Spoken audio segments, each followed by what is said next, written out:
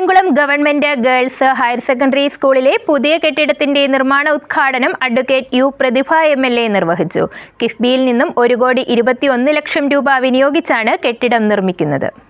2018-2019 സംസ്ഥാന ബഡ്ജറ്റിൽ ഉൾപ്പെടുത്തി കിഫ്ബിയിൽ നിന്നും 1,21 ലക്ഷം രൂപ വിനിയോഗിച്ച് നിർമ്മിക്കുന്ന Kayamkulam government girls higher secondary സ്കൂളിലെ പുതിയ കെട്ടിടത്തിന്റെ നിർമ്മാണ ഉദ്ഘാടനം അഡ്വക്കേറ്റ് യു പ്രതിഭ MLA നിർവഹിച്ചു.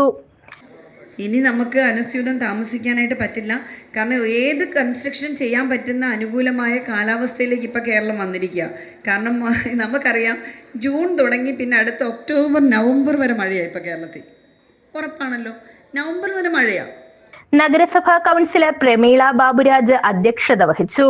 കായംകുളം നഗരസഭാ കൗൺസിലർമാരായ A Nazeer, Shamila Animon, school PTA president Anigaras, vice president Anas Illikkulath, MPTA president Vineetha, principal doctor Biju John, headmistress Jaseena J. R. Madhu തുടങ്ങിയവർ പ്രസംഗിച്ചു.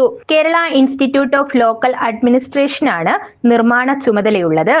എത്രയും വേഗം നിർമ്മാണ പ്രവർത്തികൾ ആരംഭിക്കുന്നതിന് വേണ്ട നിർദ്ദേശം ബന്ധപ്പെട്ട ഉദ്യോഗസ്ഥർ നൽകിയിട്ടുണ്ടെന്നും MLA അറിയിച്ചു.